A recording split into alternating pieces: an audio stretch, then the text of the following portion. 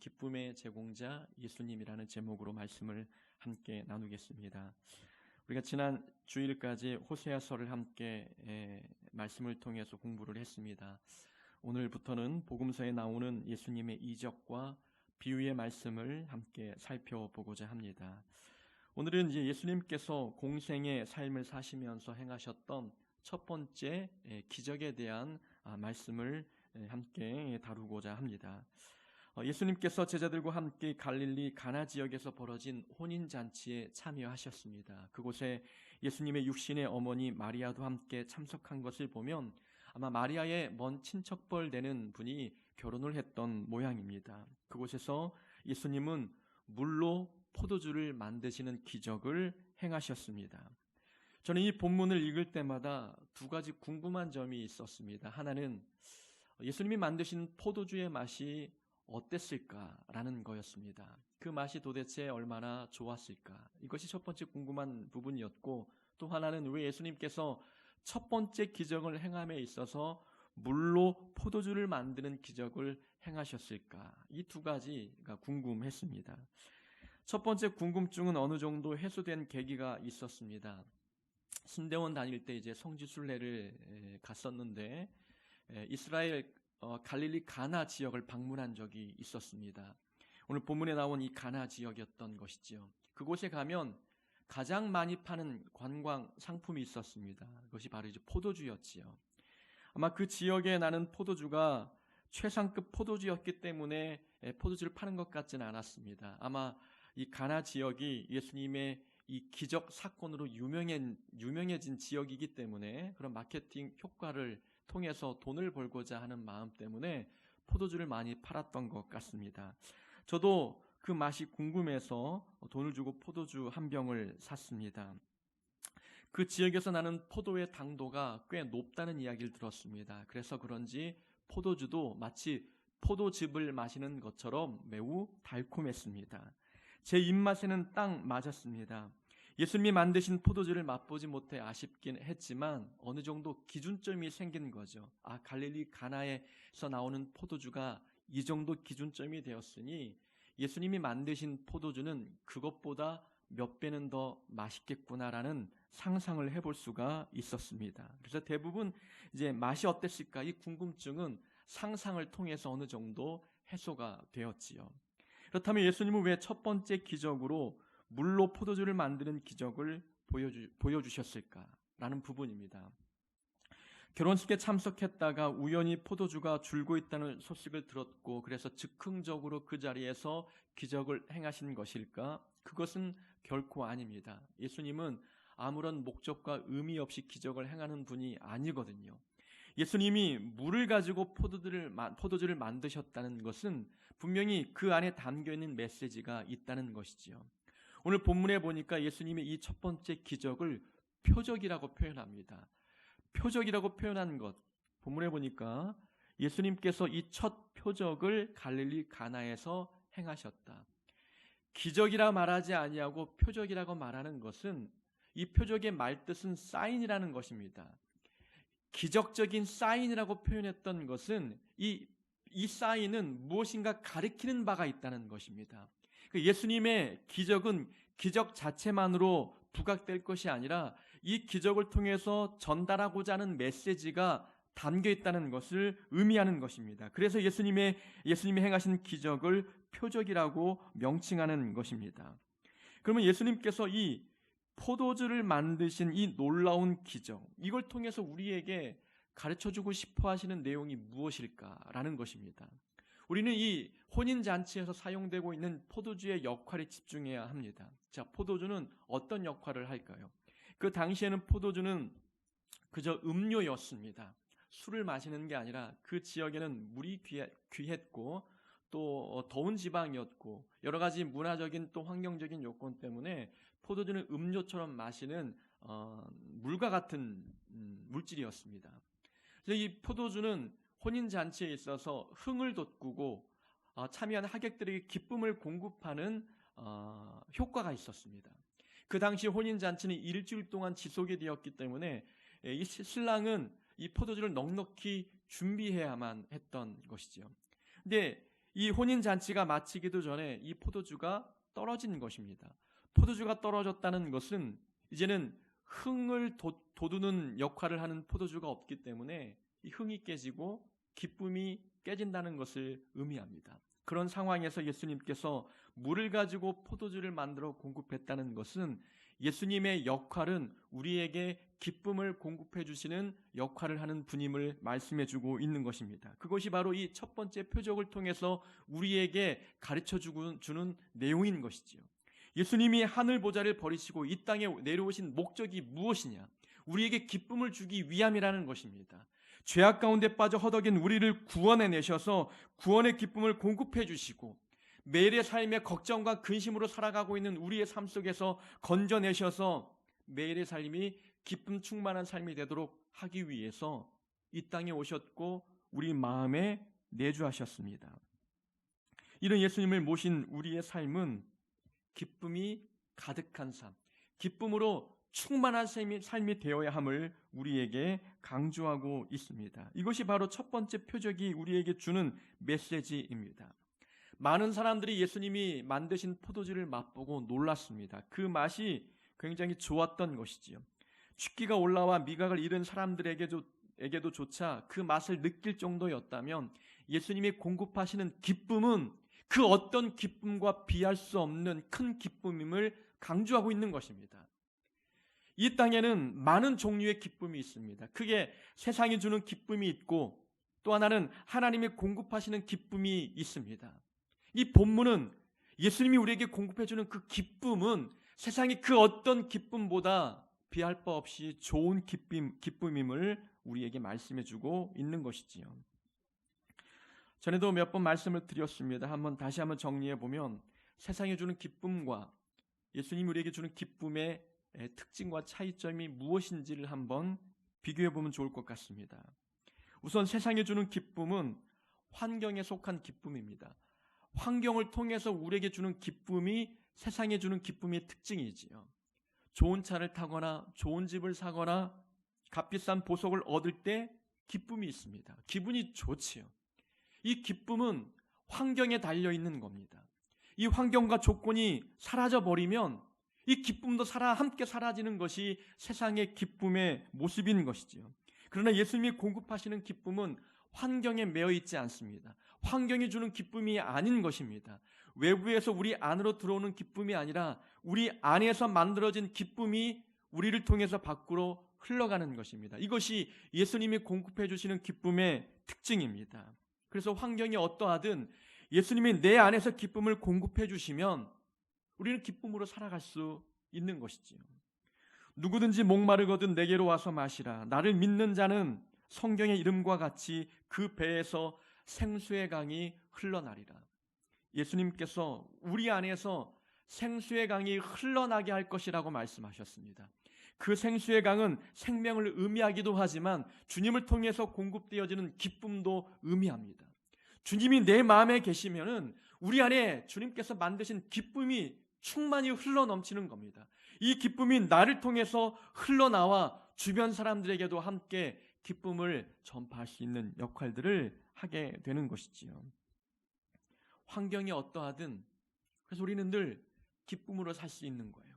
환경은 달라지지 않았지만 내 안에 기쁨이 충만하니 이 환경을 보는 안목이 달라지는 겁니다. 그러니 지금까지 불평불만이었던 삶의 모습이 내 안에 기쁨이 충만하고 보니 감사 넘치는 삶으로 비춰지는 일들이 있게 됩니다. 이것이 바로 예수님이 공급하시는 기쁨의 특징입니다. 두 번째 차이점이 있습니다. 예수님이 공급하시는 기쁨은 세상의 기쁨을 능가합니다. 자, 본문에 보니까 예수님이 만드신 포도주가 다른 포도주의 맛을 잊게 만들었습니다. 그 연회장은 이 잔치를 주관하는 사람입니다. 매니저 역할을 하는 거죠. 연회장이 신랑을 불러다가 칭찬합니다.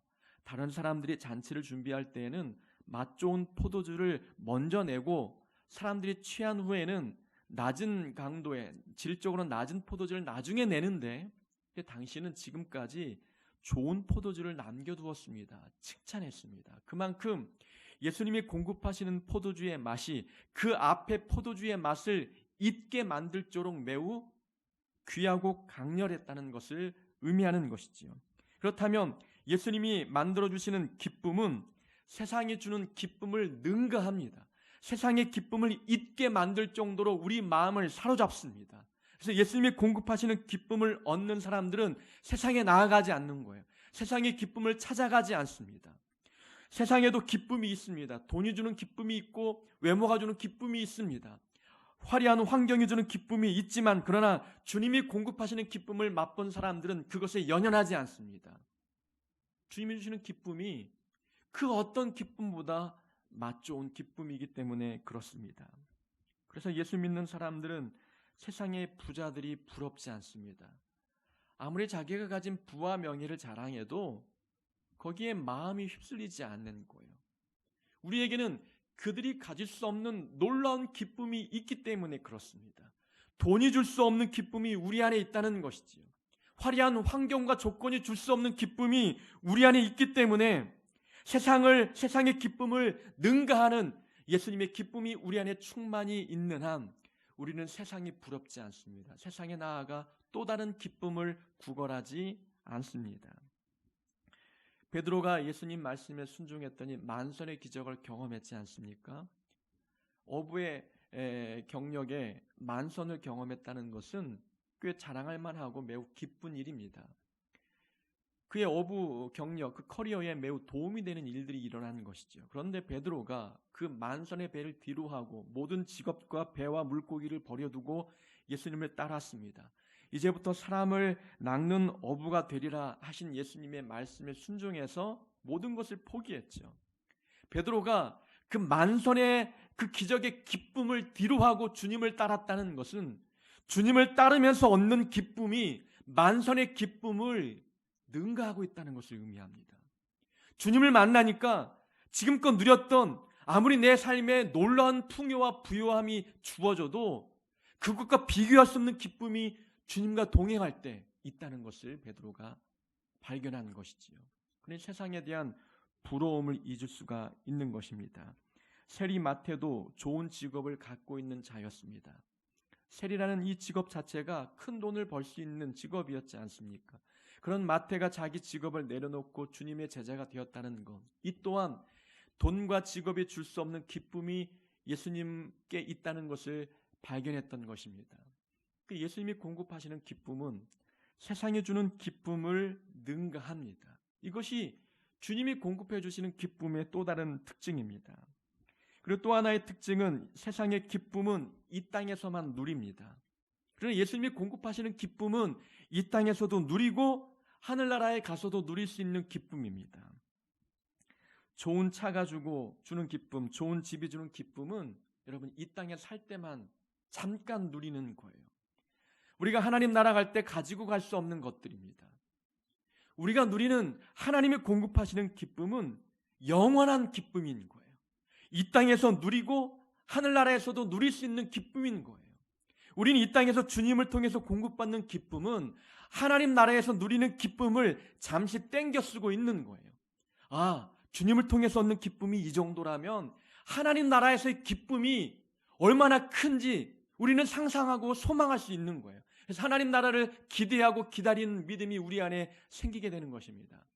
주님을 통해 얻는 기쁨이 이 정도라면 영원한 나라에서 하나님과 영원히 함께 동행하며 살 때 그때 얻는 기쁨은 지금의 기쁨의 몇 배는 더 강렬하겠구나라는 것을 알 수 있게 되는 것이지요. 그러니까 세상의 기쁨은 이 땅에서만 존재하지만 주님이 내 안에 공급하시는 기쁨은 이 땅에서도 누리고 하나님 나라에서도 누리는 영원한 기쁨입니다. 이것이 바로 예수님이 우리에게 주시는 기쁨의 특징입니다. 여러분들이 이런 기쁨으로 한 주간을 사셨습니까? 여러분들 지난 한 주간 동안에 얼마나 웃으며 기뻐하며 사셨습니까? 감사가 넘치고 또 만족이 넘치는 삶이었습니까? 저의 모습을 돌아보아도 그렇게 기쁨 충만한 삶을 살지 못했던 것 같습니다. 늘 믿음이 있다고는 하지만 웃는 시간도 그렇게 많지 않고 마음의 평안을 누리는 그런 경험도 그렇게 많지 않은 것 같습니다. 늘 걱정과 근심 속에서 웃음을 잃고 늘 하나님 앞에 매달리며 기도는 하지만 기도는 기도고 삶은 삶인 것처럼 그렇게 늘 삶 속에는 기쁨을 잃으며 살았던 적이 많습니다. 이유를 따져보니 우리의 감정은 환경의 영향을 너무 쉽게 받는 것 같습니다. 우리의 즐거움도 환경에 달려있는 것 같고 우리의 걱정, 근심도 환경에 달려있는 거예요. 우리의 감정은 환경의 지배를 너무 잘 받고 있다는 겁니다. 우리는 감정을 따라 사는 자도 아니고 환경을 따라 사는 자도 아닙니다. 우리는 믿음을 따라 사는 자들입니다. 우리의 믿음의 근원은 하나님이지 않습니까? 하나님은 살아계시고 전능하신 분임을 믿는 것이 믿음입니다. 그런 하나님을 믿고 있는 믿음을 우리가 가지고 있다면 그 믿음을 가지고 삶의 모든 문제와 걱정, 근심에서부터 우리가 벗어나야 되는데 우리의 감정은 환경에 늘 쉽게 영향을 받다 보니 믿음이 감정을 지배하지 못하고 오히려 감정이 믿음을 누르는 그런 현상들이 삶에 벌어지고 있었습니다. 그러다 보니 믿음은 있는데 이 믿음이 힘을 발휘하지 못하고 감정에 이끌려 감정이 걱정하는 대로 우리도 걱정을 따라가게 되어 있고 또 근심하는 대로 인상을 쓰면서 기쁨을 잃으며 그렇게 하루하루를 살아왔습니다. 우리는 믿음을 따라 사는 자들입니다. 하나님이 내 안에 기쁨을 공급하시는 전능하신 분임을 믿으면 모든 건 내려놓고 하나님께 다 맡기고 하나님이 해결하실 것을 우리가 기대하면서 주어진 삶 속에 놀라운 하늘의 기쁨을 누리며 살아갈 수 있어야 합니다. 기쁨이 줄고 있다면 믿음의 문제가 생기는 것이지요. 기쁨이 떨어졌다면 하나님과의 관계에 문제가 있는 겁니다. 우리의 기쁨이 환경에 지금까지 의존하고 있었다는 것을 의미하는 거죠. 하나님과의 관계가 온전하면 그분을 통해서 우리 안에 공급되어지는 이 기쁨이 우리 안에 충만해지는 것입니다. 그러니까 기쁨이 우리가 무엇인가 줄고 있다는 것. 그래서 기쁨이 줄어서 우리 삶이 쫙쫙 갈라진 논바닥처럼 그렇게 메말라 버렸다면 이것은 하나님과의 관계에 문제가 있다는 거예요. 우리 주님과의 관계를 붙들어 우리의 삶이 기쁨으로 메마르지 않도록, 기쁨이 메마르지 않도록 우리는 힘쓸 수 있는 자들이 되어야 합니다. 그렇다면 예수님께서 어떤 방법을 통해서 우리에게 기쁨을 공급해 주시는가? 예수님께서 하인들에게 명령했습니다. 항아리에 물을 가득 채우라 지시했습니다. 당시 이스라엘의 문화를 보면 집집마다 물을 담아두는 돌 항아리가 있었습니다. 이 돌 항아리의 역할은 외출하고 돌아오거나 또는 식사 전에 손을 씻는 용도였습니다. 이것은 청결의 목적보다는 제의적 성격이 강한 의식이었습니다. 손을 씻으면서 몸을 씻으면서 자신의 더러운 죄를 씻어내는 어떤 예식과 같은 형식이었죠. 그러다 보니 집집마다 돌 항아리가 있었습니다. 예수님이 그 항아리에 물을 가득 채우라고 지시했습니다. 그리고 가득 채운 그 물을 떠다가 연회장에게 갖다 주라 명령하십니다. 물을 떠서 갖다 줄 때 비로소 이 물이 포도주로 변화되는 기적이 일어났습니다. 물을 포도주로 변화시켜 주셨던 것이죠. 예수님께서 우리에게 기쁨을 공급해 주시는 방법은 변화시키는 능력을 통해서입니다. 변화시키는 능력을 통해서 우리에게 기쁨을 공급해 주십니다. 포도주와 물은 연관성이 없습니다. 그러나 전혀 연관성이 없는 이 물을 포도주로 바꾸셨습니다. 기쁨이 없는 우리의 삶, 내 환경과 내 삶의 조건은 기쁨과 전혀 관련이 없는 그런 처절한 삶처럼 보이는데 하나님은 그것을 변화시키셔서 우리에게 기쁨을 공급해 주십니다. 예수님은 변화시키는 능력이 있으신 분이십니다.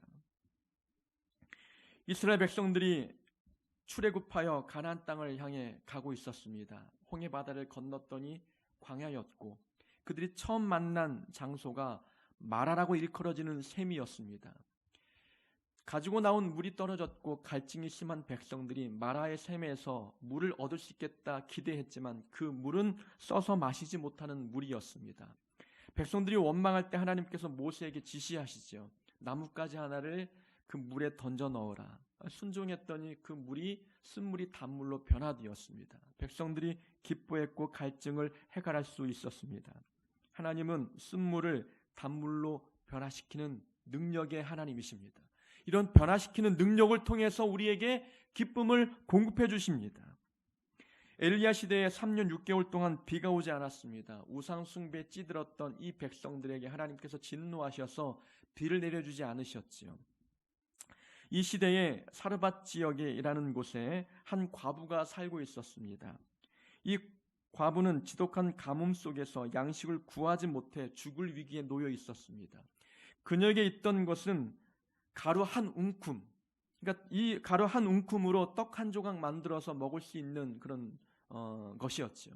이 여인은 나뭇가지를 주우며 이제 마지막 남은 이 떡가루를 가지고 마지막 식사를 준비하여 자기와 자기 아들이 먹고 그 후엔 죽으려고 했습니다.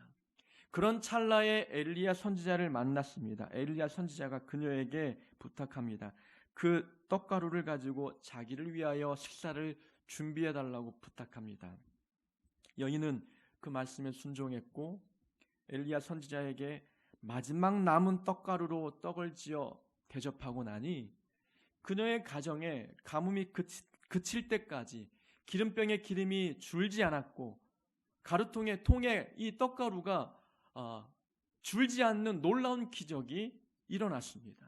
그러니까 하나님은 환경을 바꾸셔서 환경을 변화시키셔서 이 사르밧 과부의 가정에 기쁨이 줄지 않도록 공급해 주신다는 것입니다. 이것이 바로 하나님께서 우리에게 기쁨을 공급해 주시는 방법입니다. 주께서 나의 슬픔이 변하여 내게 춤이 되게 하시며 나의 베옷을 벗기고 기쁨으로 띠우셨나이다. 다윗이 고백한 시입니다. 다윗이 인생의 말년에 지은 시편인데 그가 자기의 인생을 돌아보면서 깨달은 것이 한 가지가 있었습니다. 하나님은 어떤 분이냐? 나의 슬픔을 변하여 기춤이 되게 하시고 나의 베옷을 벗기고, 베옷은 슬플 때 입는 옷이거든요. 그 베옷을 벗기고 기쁨의 옷을 입히시는 분이시다. 이것이 다윗이 평생 살면서 그가 경험한 하나님을 노래할 때 그렇게 정한 겁니다. 하나님은 슬픔이 변하여 기쁨이 되게 하시고 베옷을 벗기시고 기쁨의 옷을 입히시는 분이시다. 그것이 다윗이 경험한 하나님이었습니다. 하나님은 변화시키는 능력 있는 분임을 체험했던 것이지요. 다윗은 숱한 역경과 고난, 죽음의 위기를 넘긴 인물입니다. 그런 상황 속에서 하나님은 역전하시고 반전을 보여주시고 이런 능력을 보여주시는 이 하나님이심을 다윗이 경험했던 것이죠. 그도 하나님은 변화의 능력을 통해서 기쁨을 공급해 주시는 분이심을 체험을 통해서 고백하고 있습니다. 찬송가 370장 가사가 참 은혜롭습니다. 2절 가사를 보면 그 두려움이 변하여 내 기도가 되었고 전날의 한숨 변하여 내 노래가 되었네. 두려움이 변하여 내 기도가 되었고 전날의 한숨은 또 변하여 내 노래가 되었다. 이 가사를 지은 사람은 엘리자 에드먼드 하윗이라는 미국 여인입니다. 이 여인은 학교 선생님이었는데 그 여인이 다녔던 그 학교는 불량한 문제 아들로 가득한 학교였습니다. 한 불량 학생이 어느 날 지붕 슬레이트를 가지고 선생님의 등을 때려 척추를 다치게 했습니다. 예수님의 사랑으로 학생들을 가르쳤던 선생님이었는데 이런 인생의 어떤 역경을 맞고 병원에 입원해 계신 선생님의 마음이 점점 분노와 원망으로 가득하기 시작했습니다. 학생에 대한 미움과 증오도 차올랐습니다. 그렇게 나날이 원망과 분노로 살아가고 있는데 어느 날 한 청소부 아주머니가 찬송가를 흥얼거리며 신나게 병원을 청소하는 모습을 보았습니다. 청소부의 삶이 뭐가 그렇게 좋아서 저렇게 노래 부르며 일할까 궁금했습니다. 직업을 보아도 환경을 보아도 사는 모양을 보아도 내가 저 사람보다 더 나은데 저 사람은 무엇이 그렇게 기쁜 것일까 궁금해서 이유를 물었습니다. 그분이 대답하기를 예수님께서 나에게 닥친 어려운 환경과 형편을 찬송으로 바꿀 수 있도록 도와주시니 이것이 즐거운 일 아니겠습니까? 라고 대답했습니다. 청소부는 어려운 형편과 처지를 찬송으로 변화시켜 주신 하나님을 노래하고 있었던 것입니다. 그의 고백을 듣고 이 선생님이 도전을 받고 그 마음을 고쳐먹고 지은 시가 바로 찬송가, 방금 말씀드렸던 찬송가 370장입니다. 그 두려움이 변하여 내 기도 되었고 전날의 한숨 변하여 내 노래 되었네. 어제까지만 해도 두려움이 가득했고 어제까지만 해도 한숨이 가득했는데 어느 순간 하나님은 하루 만에 이 모든 감정을 바꾸셔서 한숨이 찬송이 되게 하고 두려움이 기도가 되게 하셨다 고백하고 있는 것입니다. 그런 고백을 한 이후에 선생님은 학생을 향한 미움을 용서로 바꾸었고 증오의 마음도 사랑으로 변화되었습니다. 하나님이 이렇게 변화시키는 능력을 통해서 우리에게 기쁨을 공급하십니다. 환경을 변화시키든지 우리 마음의 상태를 변화시키든지 세상을 보는 우리의 안목을 변화시키든지 이런 변화의 능력을 통해서 우리에게 기쁨을 공급해 주십니다. 이런 주님과 함께 있는 한 우리는 이런 변화의 능력을 통하여 우리 안에 끊임없는 기쁨을 공급받을 수 있습니다. 자, 그렇다면 이런 기쁨은 누가 경험할 수 있는가?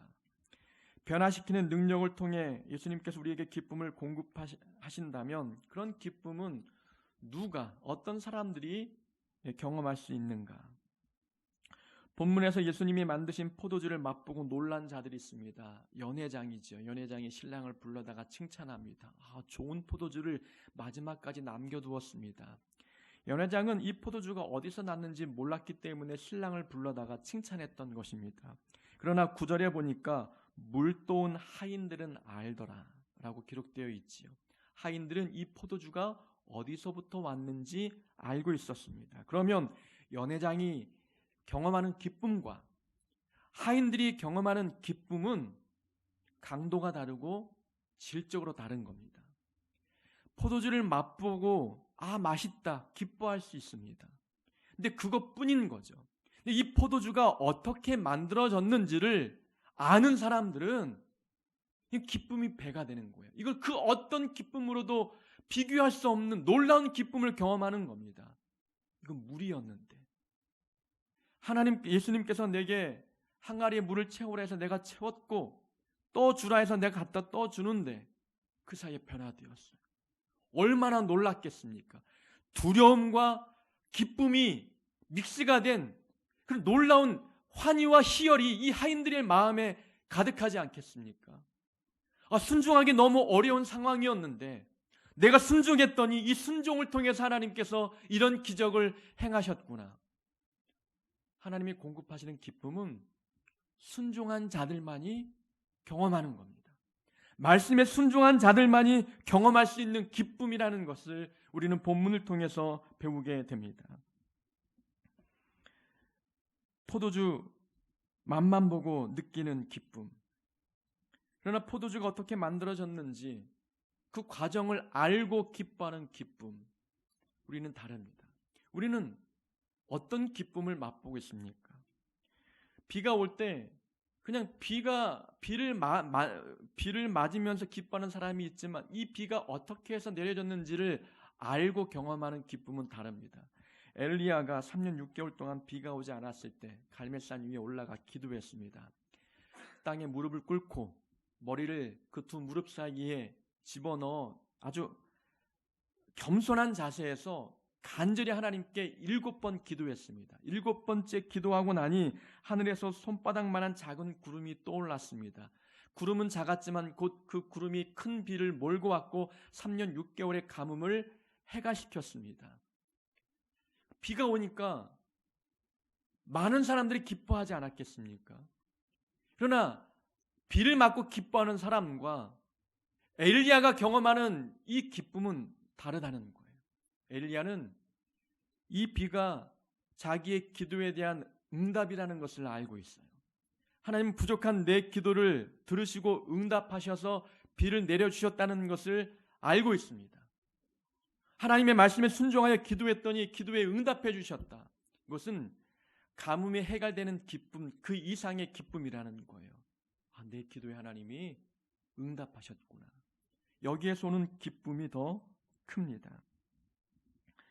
예수님께서 하인들에게 항아리에 물을 채우라 했을 때 하인들이 어떻게 생각했겠습니까? 우리는 이미 결과를 알고 있기 때문에 하인들의 순종이 얼마나 어려운지 우리는 가늠하기 어렵죠. 우리가 만약 그 순간 하인의 입장이었다면 기분이 어떻겠습니까? 항아리에 물을 채우라고 합니다. 포도주가 지금 떨어졌는데 물을 채우라고 합니다. 또 물을 떠다 주라고 합니다. 이것은 사람들에게 망신당할 수 있는 상황이었어요. 이성적으로 납득이 되지 않는 상황이었습니다. 그러나 그들은 순종했더니 이 변화되는 놀라운 기적을 경험하는 겁니다. 이것은 포도주의 맛을 통해서 얻는 기쁨보다 더 큰 기쁨이 이 하인들에게 있다는 것입니다. 하나님이 공급하시는 기쁨은 순종을 통해서만 얻는 거예요. 말씀에 순종할 때 우리의 삶에 놀라운 기쁨이 임하게 된다는 것을 보여주고 있습니다. 그런데 우리는 순종하기가 참 어려운 것 같습니다.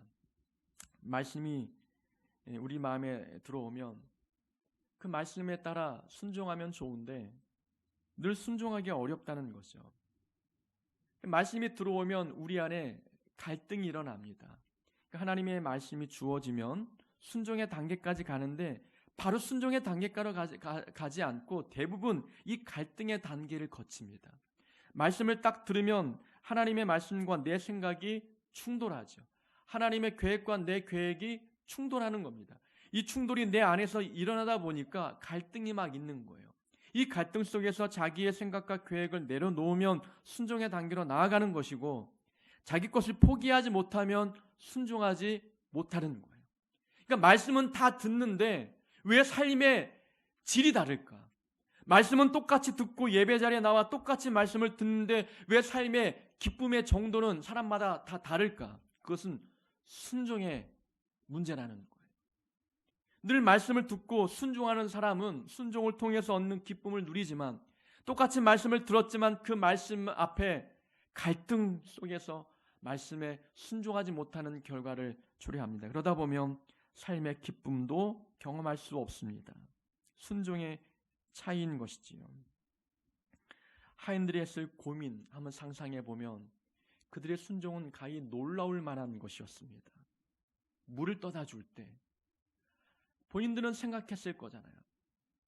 아니 포도주가 떨어진 상황에서 물을 갖다 줄 때 사람들이 취했다고 물과 포도주도 구분 못할 줄 알고 물을 가져다 주냐고 면박 줄 수도 있는 상황이었습니다. 그러나 하인들은 결과를 생각하지 않고 그저 순종했습니다. 그러니까 순종은 결과를 생각하면 할 수 없어요. 내가 당할 손해, 내가 입을 피해 이런 걸 막 계산하다 보면 순종하기 어려운 것이지요. 그러나 그냥 말씀을 듣고 결과는 하나님의 몫이니 나의 몫은 순종하는 것뿐이다 생각하고 순종하다 보면 놀라운 기대 이상의 결과들을 얻게 됩니다.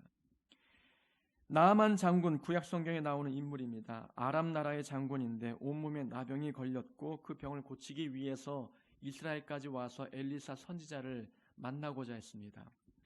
엘리사 선지자는 나아만 장군이 온다는 소식을 들었지만 마중 나가지도 않고 하인을 시켜 지시합니다. 요단강에 가서 7번 목욕하십시오라고 지시합니다. 나아만 장군이 화가 났습니다. 자기를 마중 나오지 않은 것도 화가 난데 본인이 기대했던 치료 방법은 무엇인가 능력 있는 하나님의 종이라고 하니 자기 앞에 나타나서 환부에 손을 얹고 안수기도를 해주든지 아니면 환부에 손을 대고 흔들어서 무엇인가 액션을 보여주면서 치료해 줄 줄 알았습니다. 그런데 모습도 보여주지 않고 요단강에 가서 목욕하라고 합니다. 얼마나 황당했겠습니까? 요단강 물보다 더 깨끗한 강이 자기 나라에는 더 많이 있었습니다. 차라리 요단강에 목욕할 바에 자기 나라에 더 좋은 강에서 목욕하는 게 더 낫지 않겠느냐 분노했습니다. 그래도 순종하는 마음으로 가서 7번 목욕했더니 그 몸이 깨끗이 나았습니다. 순종을 통해서 하나님의 기적을 체험했고 그 기적이 공급하는 기쁨을 나아만 장군이 누렸습니다.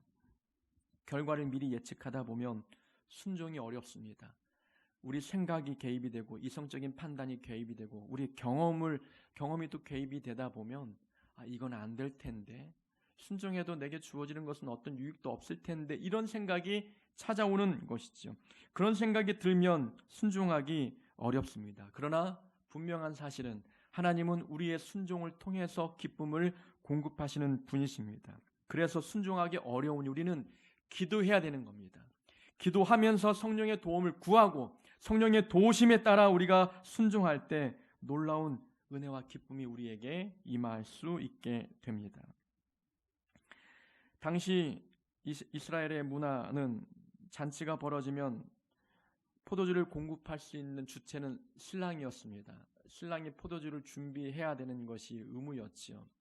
오늘 본문에 보니까 포도주를 준비하고 공급하는 분이 바로 예수님이었습니다. 이 사실만으로도 예수님은 우리의 신랑이심을 말씀해 주고 있습니다. 예수님께서 이 땅에 다시 오실 때 우리는 우리의 신랑 되신 예수님과 함께 영원한 혼인잔치에 들어가게 됩니다. 하나님 나라에서 영원히 동거하게 되는 것이지요. 그곳에서 하나님이 공급하시는 놀라운 기쁨, 영원히 마르지 않는 기쁨을 누리게 됩니다. 그 기쁨, 하나님 나라에서 누릴 그 기쁨을 이 땅에서 주님을 통하여 공급받도록 하기 위해서 오늘 본문의 말씀을 주신 겁니다. 예수님은 우리에게 기쁨을 주기 위해서 이 땅에 오셨다. 우리에게 기쁨을 제공하기 위하여 내 마음에 내주하고 계시다라는 것을 말씀하고 계십니다. 기쁨이 줄고 있다면 우리 안에 계신 예수님과 다시 관계 회복하셔서 주님이 공급하시는 놀라운 기쁨을 맛볼 수 있는 우리 모두가 되기를 주의 이름으로 축원합니다.